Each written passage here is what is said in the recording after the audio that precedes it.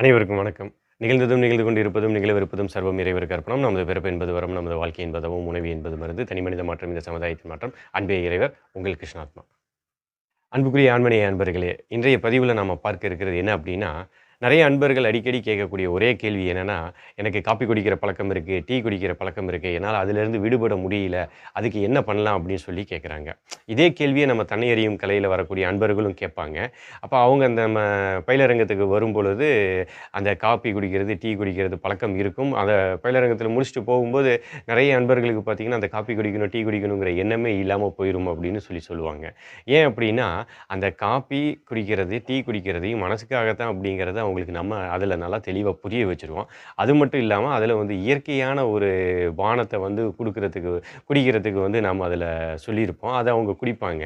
அது அது குடிக்கும்போதே வந்து அவங்களுக்கு ரொம்ப ஆரோக்கியமா இருக்குது அப்படின்னு சொல்லுவாங்க. அதாவது நாம எடுக்கக்கூடியது இயற்கையானதாக இருக்குது அப்படிங்கிறப்ப, உடலும் தூய்மை அடையணும், மனமும் தூய்மை அடையணும்.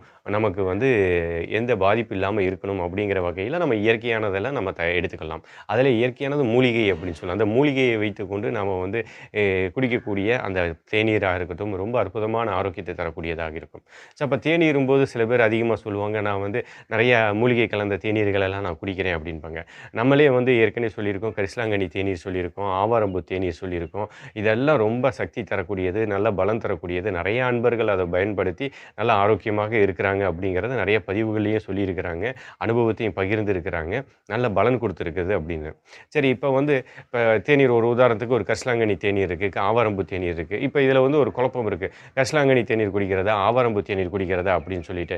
எனக்கு சர்க்கரை இருக்குது, அதனால நான் ஆவாரம்பூ தேநீர் குடிக்கணுங்க. எனக்கு பொதுவாகவே உடம்பு நல்லா இருக்கணும் அப்படிங்கிறவங்க நான் கரிசலாங்கண்ணி குடிக்கிறேன் அப்படிம்பாங்க.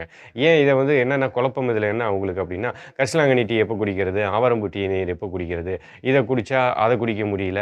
இதுல ஒரு குழப்பமாக இருக்குது அப்படின்னு சொல்லி சொல்லுவாங்க.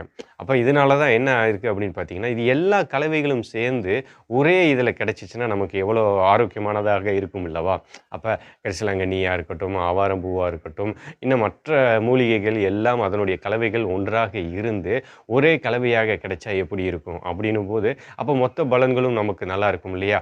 அதாவது ரத்த தூய்மை அடையறதுக்கு, தோல் சம்மந்தமான பிரச்சனைகள் சரியாவறதுக்கு, நுரையீரல் சம்மந்தமான பிரச்சனை சரியாவறதுக்கு, கல்லீரல் சம்மந்தமான ஆரோக்கியத்தை தருவதற்கு, வயிறு செரிமான கோளாறு சரியா வர்றதுக்கு, இது மாரி நெறைய காரணங்கள நம்ம வந்து சொல்லிக்கிட்டே போலாம். இது எல்லாத்துக்கும் வந்து நமக்கு நல்ல பலம் தரக்கூடிய, ஒரே கலவையாக இருக்கக்கூடிய ஒரு மூலிகை கலவை இருந்தா நமக்கு நல்லாயிருக்கும் அப்படின்னு தோணும் இல்லையா? அப்ப அதில கரிசலாங்கண்ணி வந்துரும், ஆவாரம்பூ வந்துரும், மத்த நெல்லி வந்துரும், அருகு வந்துரும், மத்த எல்லா மூலிகைகளும் சேர்ந்து அத தூய்மையான முறையில பதப்படுத்தி, அத பக்குவப்படுத்தி, அத பாரம்பரிய மருத்துவ முறைப்படி அத வந்து சுத்தி செஞ்சு, அதிலிருந்து கிடைக்கக்கூடிய ஒரு மூலிகையாக இருக்கும் பொழுது, அது நல்ல பலம் தரக்கூடியதாக இருக்கும் அல்லவா? அதுபோல நாம எடுத்துக்கும்போது நல்ல பலன் தரும். உங்க அருகாமையில அதுபோல வந்து டீடாக்ஸ் தேநீர் அப்படின்னு சொல்லி கிடைச்சுச்சு அப்படின்னா, வாங்கி நீங்க பயன்படுத்திக்கோங்க. நாட்டு மருந்து கடையிலயோ, இல்ல இப்ப அவங்க பக்கத்துல இருக்கக்கூடிய வைத்தியர்கள் யாராவது குடுக்குறாங்க அப்படின்னா, டீடாக்ஸ் தேநீர் அப்படின்னு சொல்லி இருக்கும். வாங்கி நீங்க பயன்படுத்தி பாருங்க. அது ரொம்ப நல்ல பலன் தரக்கூடியதாக இருக்கும். இப்ப நம்மள பொறுத்தவரைக்கும் பார்த்தீங்கன்னா, நம்ம தனியறியும் கலையில எல்லாருமே வந்து காலையில எந்திரிச்சோன முதல் வேலையே வெறும் வயித்துல அந்த டீடாக்ஸ் தேநீர் தான் பருகுறது. ஏன்னா, இந்த உடல் தூய்மைக்கானது.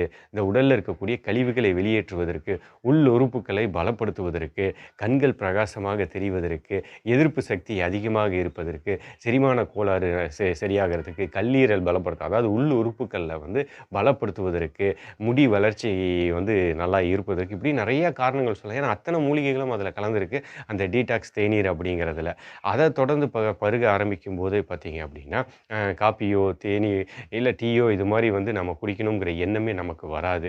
ஸோ இது வந்து எல்லாரும் இத எடுத்துக்கலாம். இத சாப்பிடுறதுக்கு முன்னாடி எடுத்துக்கலாமா? சாப்பிடுறதுக்கு பின்னாடி எடுத்துக்கலாமா? அப்படின்னா, இத பொறுத்தவரைக்கும் வந்து இயற்கையானது அப்படிங்கிறப்ப, சாப்பிடுறதுக்கு முன்னாடியும் எடுத்துக்கலாம், சாப்பிடுறதுக்கு என்னைய பொறுத்தவரைக்கும் பார்த்தீங்கன்னா, காலையில எந்திரிச்சோன நாங்க எங்க வீட்ல எல்லாருமே வந்து பார்த்தீங்கன்னா, வெறும் வயித்திலேயே தான் நாங்க எடுத்துப்போம். ஸோ சாப்பிடுறதுக்கு முன்னாடியும் எடுத்துக்கலாம், சாப்பிடுறதுக்கு பின்னாடியும் எடுத்துக்கலாம். இத பார்த்தீங்கன்னா, இந்த மாரி தேநீர் தான் அது. இது ரொம்ப நல்ல பலம் தரக்கூடியதா இருக்கு. டீடாக்ஸ் தேநீர் அப்படின்னு இதில இருக்குது. நல்ல பலம் தரக்கூடியதாகத்தான் இருக்குது. அதிலேயே போட்டிருக்குது பாருங்க என்னென்ன இருக்குது.